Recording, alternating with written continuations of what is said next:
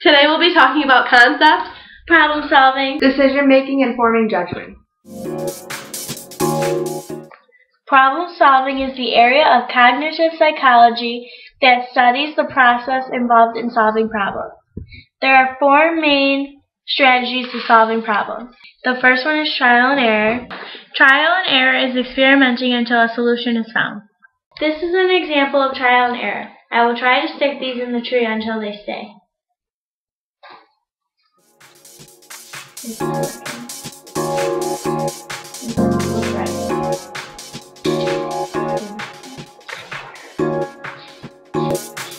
There we go. Perfect. If you stick it in the tree, it will stay. The second is algorithm.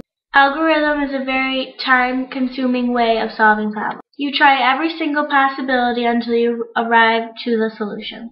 This is an example of algorithm. If you didn't know which key to use, you would try all of them.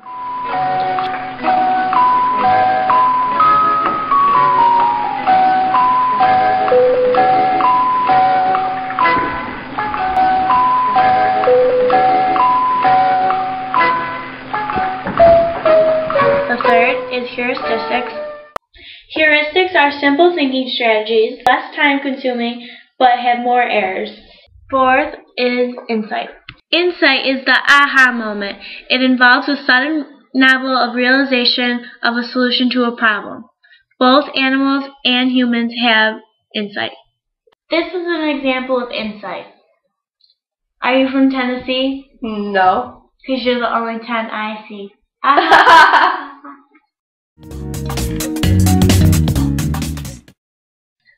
During problem solving, you're going to have some obstacles to overcome. One obstacle you may have to overcome is functional fixedness.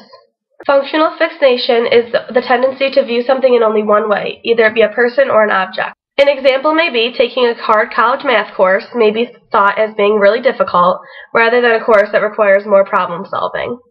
Although motivation is necessary for problem solving, too much motivation can ruin the process. Relaxation techniques can help reduce motivation and increase problem solving efficiently.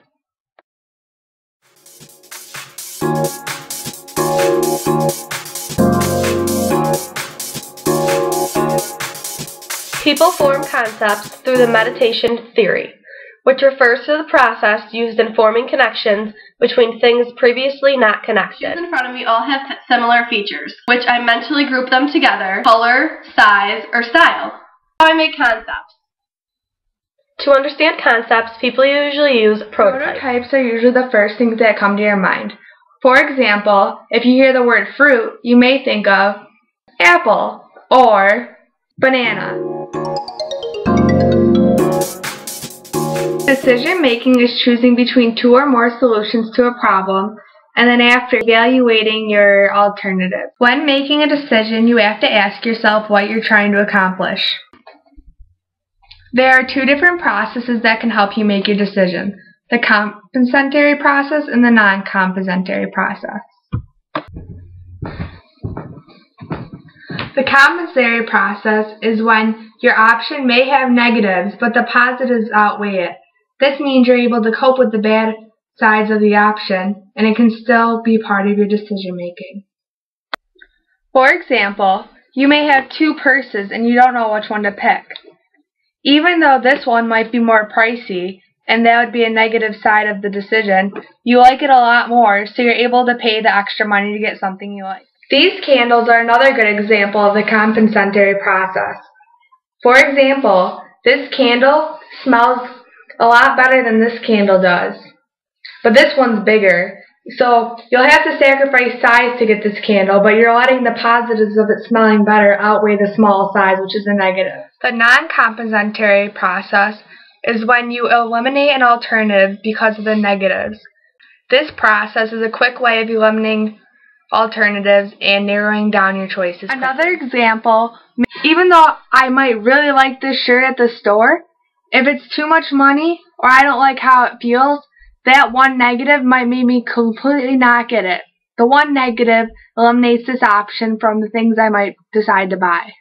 This helps me make my decision. Judgment is influenced by your own beliefs, and this may sometimes override logic. This is called overconfidence. When you strongly believe in your own logic, you may be more likely to come across problems because you believe you're the right one and you're unable to listen to other people's ideas, and this affects your decision. The opposite of being overconfident is having exaggerated fear. A good example of an exaggerated fear is the 9/11 attack. People who would have no fear of planes prior to the event now may be heavily afraid of all planes just because of the one incident. Your judgment also may be affected by how the issue is framed. Framing alters the perception of reality. A good example of framing is this water bottle. Here you just have typical water that has been cleaned like normal water, but they call it purified drinking water to make it more ideal and desirable to buy.